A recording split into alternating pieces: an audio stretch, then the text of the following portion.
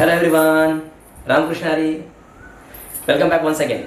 I'm Sandeep Patil and you are watching RKH classes, which means Ramakrishna Hari classes, the channel where we make studying really very easy. So far, we have covered total 12 questions. Those were asked in previous examinations. कौन से वाले? Those were asked in previous CT examinations. Now, in today's video, we are going to solve the next question asked in 2019.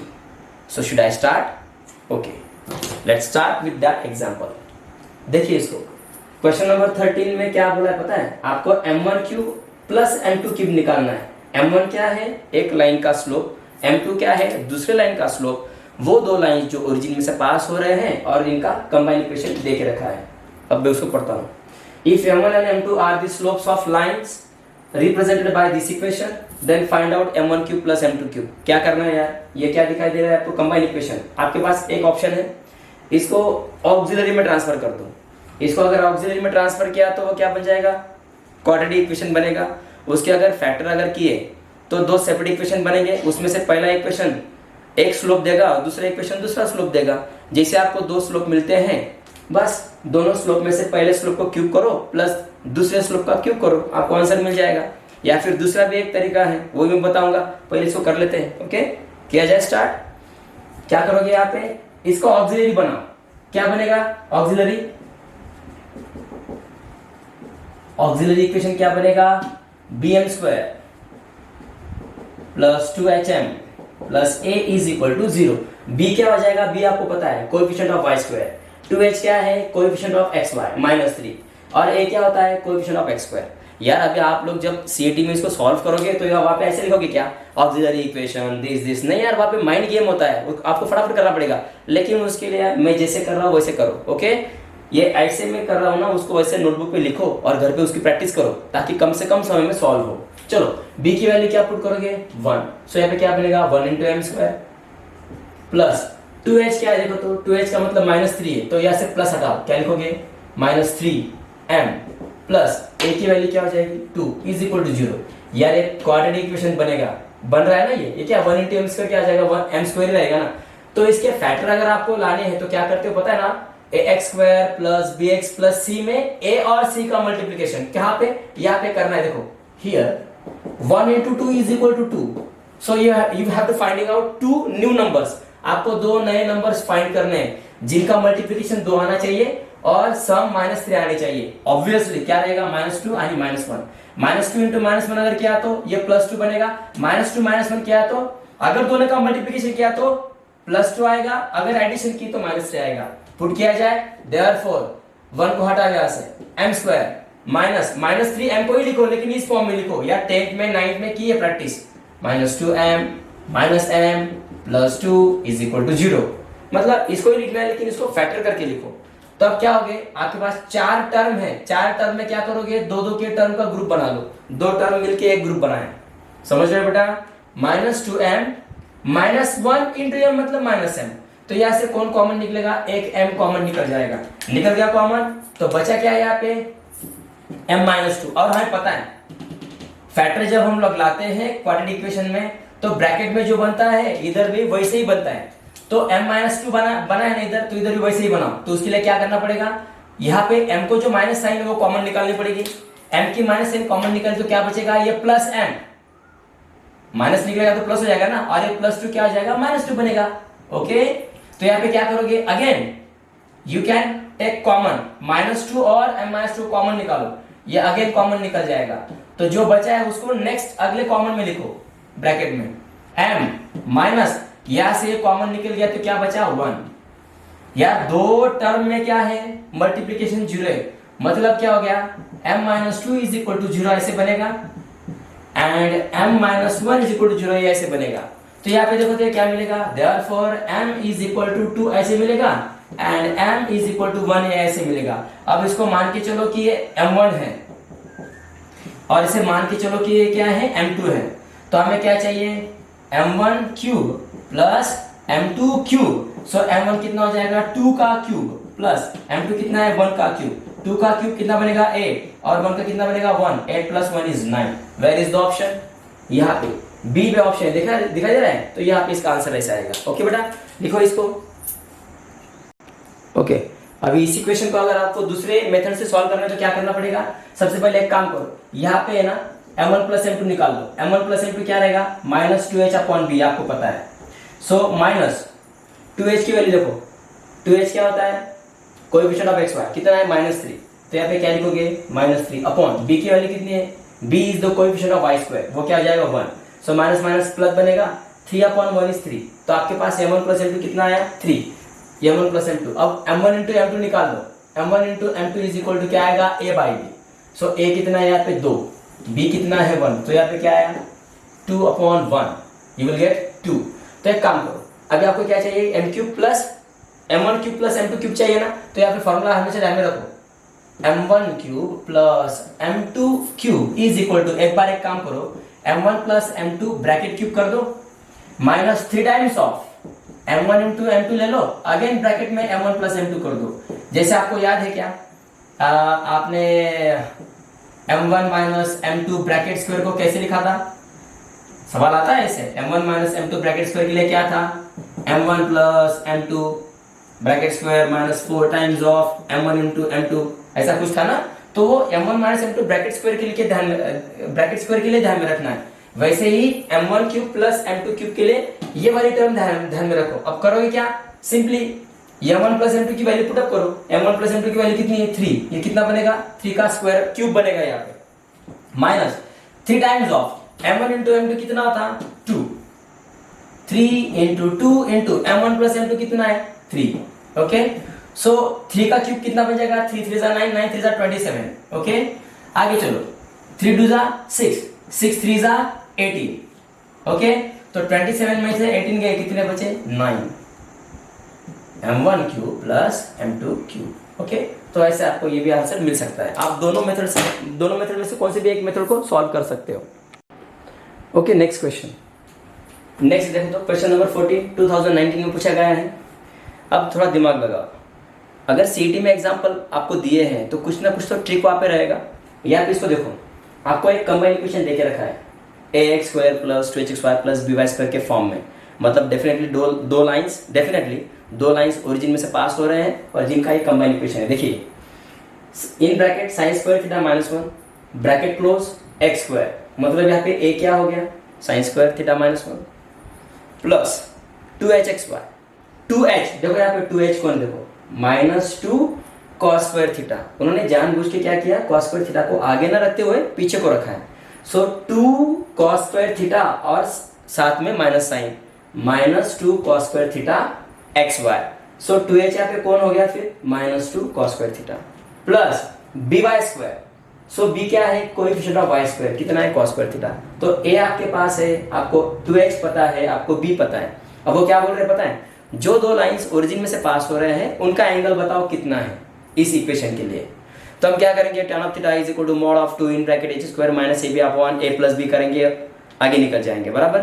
तो यार थोड़ा दिमाग लगा, अगर उस वाली मेथड से जाओगे तो वहां पे टाइम लग जाएगा, बराबर। तो यहाँ पे थोड़ा गौर करो, तो हमें कंडीशन पता है, अगर दो लाइंस अगर एक दूसरे में परपेंडिकुलर हो तो a प्लस b 0 आता है। तो क्यों ना यहाँ पे एक बार ट्राई किया जाए। देखो तो a और b इनकी वैल्यू पुट अप प्लस करके देखो a प्लस b, डायरेक्ट आ रहा हूं मैं, come to the point, a plus B, a का मतलब क्या हो गया यहाँ पे, sine square theta minus 1 plus b का मतलब क्या हो गया यहाँ पे, cos स्क्वायर थीटा, बराबर। तो यार इसका ब्रैकेट निकाल लो, क्या बचेगा, sign square theta minus 1 plus cos square theta. अब थोड़ा गौर कीजिए, sign square theta plus cos square theta क्या होता है, 1, फंडामेंटल आइडेंटिटी है, -1 1 माइनस 1 इज 0। तो यार यहाँ पे जो दो लाइंस का यहाँ पे जो आपको कंबाइन इक्वेशन देके रखा है उसका तो a प्लस b 0 आ रहा है, मतलब दोनों लाइंस क्या है, परपेंडिकुलर है। और आपको वही पूछा है, measure of angle between the lines sine square theta minus 1 bracket close into x square minus 2xy cos square theta plus cos square theta into y square is equal to 0। इसका angle क्या रहेगा, इस option में π/2 आपको दिखाई दे रहा है, तो क्या आएगा आंसर, π/2 आएगा। ओके, लिख लो इसको बेटा, ट्रिक ध्यान में रखो। नेक्स्ट क्वेश्चन नंबर 15 जो 2008 में पूछा गया है। मैंने पहले ही बोला था इसके लिए स्पेशल ट्रिक है, हर एक क्वेश्चन के लिए एक डेफिनेट ट्रिक उसकी है। देखो कैसे, find the equation of pair of lines. आपको दो लाइंस का कंबाइन इक्वेशन निकालना है। Find the equation of pair of lines through the origin, जो ओरिजिन में से पास हो रही है।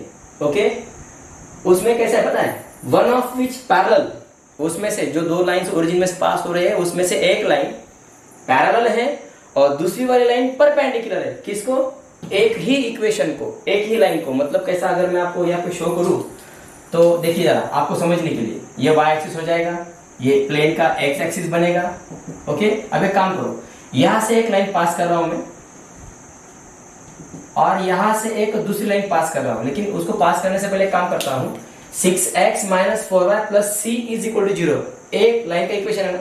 इसके लिए मैं काम करता हूं, ये लाइन ऐसे यहां पे ड्रॉ कर लेता हूं, ये रेड कलर में, जिसका इक्वेशन क्या है, 6x - 4y + c = 0। देखो तो अब इस लाइन को, ये वाली लाइन क्या होगी, पैरेलल। अब यहां से और एक लाइन पास हो रही है, देखो ये जो एग्जैक्ट इस लाइन को क्या बना रही है, इधर परपेंडिकुलर एंगल बना रही है ना। देखो तो जिन दो लाइंस का आपको कंबाइन इक्वेशन निकालना है उसमें से एक लाइन इस लाइन को पैरेलल है, ये वाली, और ये दूसरी वाली इसको परपेंडिकुलर है, देखो ये वाली, है ना। ऐसे इन दोनों लाइंस का आपको इक्वेशन निकालना है। अब ये तो पर्टिकुलर एक स्पेसिफिक एग्जांपल बन गया है। अगर ऐसे एग्जांपल आपको आते हैं तो इसको कम से कम समय में सॉल्व करने के लिए, आपको यही फॉर्मूला यूज करना पड़ेगा। नहीं तो फिर क्या करना पड़ेगा, जैसे बोर्ड के एग्जाम के लिए हम जो एग्जाम्पल सॉल्व करते हैं ना, वैसे क्या करोगे, इस लाइन का स्लोप निकालोगे। ओके, तो इस लाइन को वो स्लोप क्या हो जाएगा, सेम। क्यों? क्योंकि दोनों के दोनों, ये वाला और ये वाला लाइन कैसे हो गया, एक दूसरे को पैरेलल, एक दूसरे को पैरेलल होने की वजह से इसका स्लोप जो है वही इसका स्लोप रहेगा, बराबर। तो इसका स्लोप निकल जाएगा। वैसे ही इसका स्लोप इसके लिए क्या बन जाएगा, -1/, बनेगा ना, क्योंकि ये परपेंडिकुलर है। तो उस तरह से इसका स्लोप, इसको एक बार सेम रहेगा और इसको -1/, रहेगा। तो एक बार आपको इनका स्लोप मिल जाएगा, ओरिजिन में से पास हो रहे हैं। सो y = m1x and y = m2x, ऐसे करके दो लाइंस मिलेंगे। फिर दोनों का क्या करोगे, कंबाइन इक्वेशन करोगे u × v फॉर्म में, then you will get final, इसमें से कोई तो आपको एक आंसर मिलेगा। तो वो लॉन्ग ट्रिक बनेगा ना, तो वो आपको बोर्ड में करना पड़ेगा। यहाँ पे आपको लॉन्ग ट्रिक में आपको बहुत शॉर्ट ट्रिक चाहिए। तो ऐसे अगर एग्जाम्पल आएंगे, कैसे, दो लाइंस जो ओरिजिन में से पास हो रहे हैं उसमें से एक लाइन और दूसरी लाइन, पहली लाइन पैरेलल रहेगी एक थर्ड लाइन को और दूसरी लाइन परपेंडिकुलर रहेगी थर्ड लाइन को, तब आपको ये फॉर्मूला यूज करना है। ओके, चलो करते हैं इसको।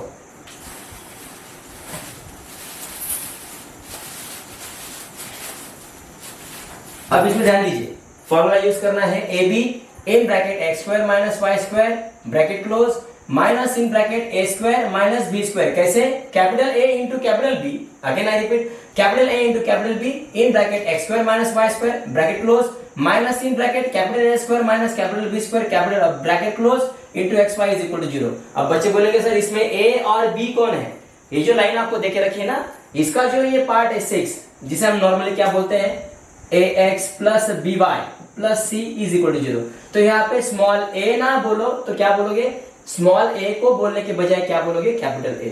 तो कैपिटल A समझ में आया, कैपिटल A क्या हो जाएगा, 6, कैपिटल B क्या रहेगा, y का कोएफिशिएंट देखो कितना है, साइन के साथ -4। चलो अब इसको पुट करो, देयरफॉर ये फॉर्मूला यूज करो, a × b 6 × -4 into x² - y² minus a का स्क्वायर बनाओ, a का स्क्वायर मतलब क्या, 6 का स्क्वायर बनेगा ये, बराबर। ओके, उसके बाद माइनस b का स्क्वायर क्या बनेगा, -4² bracket close into xy common निकाल लो = 0। तो 6 × -4 -24, ओके, इंटू x² - y²। आपको समझने के लिए उसको थोड़ा लिख रहा हूं मैं, ले ली, सिंपल ब्रैकेट बनाओ, 6 का स्क्वायर कितना बनेगा, 36 माइनस 4 का स्क्वायर कितना बनेगा, 60 इंटू xy = 0। अब -24 से मल्टीप्लाई कर दो, -24 into x² minus plus 24 y², okay, minus ये माइनस बाहर रहने दो, 36 में से 16 गए, कितने बचे, 10 -10 xy = 0। यार एक काम करो, यहां से इसको हाफ कर दो, है ना, हाफ से डिवाइड कर दो, तो हाफ से डिवाइड किया तो क्या हो जाएगा, यहाँ पे कितने बच रहे हैं, ये 16 गए ना यहाँ से, हाँ माफ कीजिएगा, यहाँ पे 20 बच रहे है ना, 20 बच रहे हैं यहाँ पे। तो एक काम कीजिए ना यार, 4 से डिवाइड कर दो, 4 से, क्योंकि 4 के टेबल में दोनों तीनों की तीनों आएंगे। 4 6 ये क्या बनेगा, -6x²। 4 6 डिवाइड करो ना आप लोग 4 से, तो यहाँ पे आपको 6y² मिलेगा। इसको 4 से डिवाइड करेगा तो क्या मिलेगा, 5 into xy is equal to 0। Minus से मल्टीप्लाई कर दो, माइनस से मल्टीप्लाई किया तो ये प्लस हो जाएगा 6x², ये माइनस बनेगा -6y², और ये प्लस बनेगा plus 5xy is equal to 0। अब वहां पे पहचानो 6x², ठीक है, -6y², माइनस वाली टर्म देखो, ये प्लस xy, इसको x से लिख लूं क्या, देखो ये 6x² प्लस 5xy, ढूंढने में आसानी हो जाएगी, -6y² इज इक्वल टू 0। हाँ तुरंत मिल गया भाई, देखो डी वाला एग्जांपल देखो, है ना, डी वाला ऑप्शन है, समझ गए बेटा। तो ऐसे हमें करना है। क्या होता है यार, अगर मैं उसको फटाफट सॉल्व करूं तो आपको भी समझना चाहिए, इसलिए क्या करना पड़ता है कि बहुत बार बच्चों को समझाने के लिए पहले उसको हिंट देना पड़ता है, क्या करना है, कुछ क्या नहीं करना है, तो उसके लिए टाइम तो लगेगा ना यार।